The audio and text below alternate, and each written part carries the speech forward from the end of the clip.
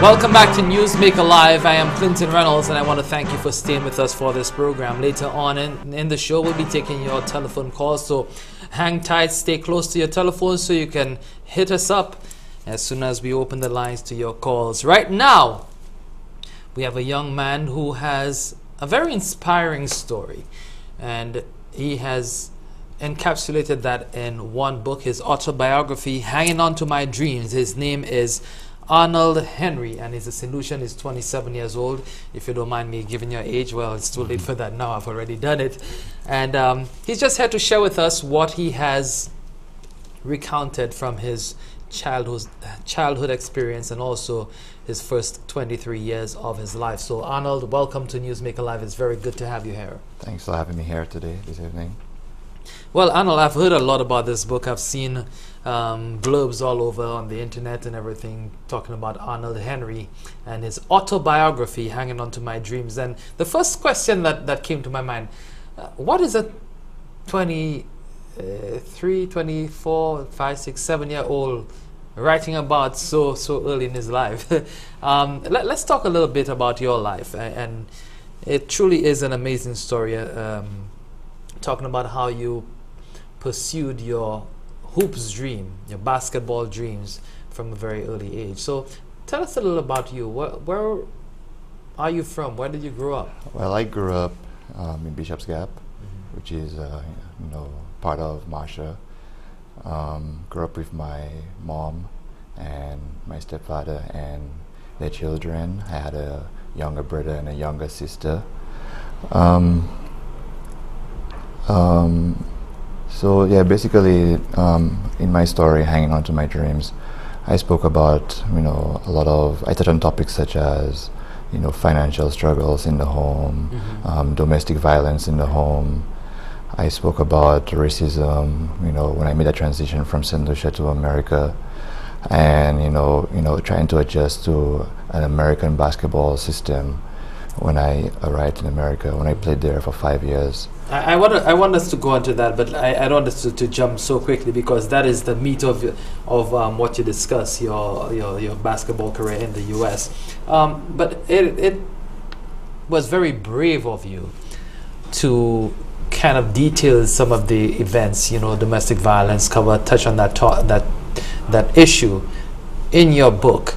How difficult was it for you to come out and to talk about these very personal and sensitive issues in a book? I mean, recounting on these events was very hard for me, because these kind of memories I was really trying to forget.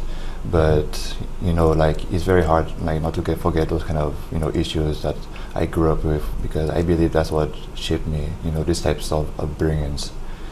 And writing these types of events, I really wanted people who've been through the same kind of situations, let them know that you're not the only one out there who went through it all, and kind of touch base on, let them know that despite these types of events that's happening in your lives, you can still recover from it and be the best person you are able to become. You said you went to the Marshall Combined School and then to the Entry Post Secondary School. I'm sure that you played basketball while you were at Entry Post. That's where your career started. Yes. Initially, I started off with track and field, more specifically in the field events area. I did shot put and discus. I even represented St. Lucia for a little bit. I represented St. Lucia at the Carifta Games in 2001. And basketball came about after watching number 23 of the Chicago Bulls back in 1998. I was watching Utah Jazz versus the Chicago Bulls, and Michael Jordan, his moves was very amazing, and he's the one that really inspired me to pick up the game of basketball. I started in Form 1, Form 2, I didn't really touch on basketball because I was not quite as good. Eventually I tried out for my school's team and I did not make it, and it kind of broke me down, but it didn't. I did not give up. I really wanted to pursue the game. So after I failed from that tryout, I went to a local basketball court in Entrepot, where I was there for 4 to 6 hours a day, working on the craft, trying to become a better basketball player. And but you're a ball hog. I mean, you were there. You were. I mean, like sometimes guys just stay on the court. They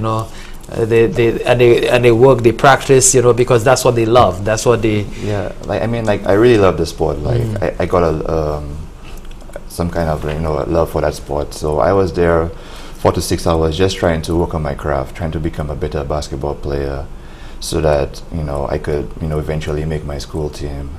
And so that's your motivation, making your school team. You were rejected that first time, so you said, you know what, let me go work, and I must make it someday. Yeah, exactly. So I wanted to prove to the teammates that that I'm good enough the next year. So I came back stronger than ever, and I was able to make the school team when I was in Form 3. Now I must tell you that he's no midget of a man. He is 6'7". He stands 6'7". When he walked in, originally I had to look down to see if he was standing on some kind of platform, but he's in fact 6'7", very tall gentleman for in our context. Usually guys are 6 foot and they're considered tall, but he's 7 inches rising above that. So I mean, at that time you were not, well, obviously you're not that tall, but were you among the taller players or students in the school? I've always, from my days at Masha Combined School, Entrepot Secondary School, I've always been the tallest guy in the classroom, and people always say you're tall for nothing. You're tall for nothing. That was one of the comments I usually get, while trying to become that better basketball player. You're tall for nothing, and those kind of comments kind of motivated me to prove all the critics wrong. I wanted to show them that I could utilize my height for something good, and that's why I chose basketball as well. When you were in Entrepot Form 3, how tall were you? Do you know? I was probably about 6 to 6'3". Okay, that's pretty tall for that age. Yeah. Coming from Entrepot, you have made your team. How did you do in the competition? My first year at Form 3, I was just trying to get familiar with the whole basketball system in St. Lucia. I wasn't quite as good because I was coming from the bench, but later down the years, I picked up the game and I slowly became better.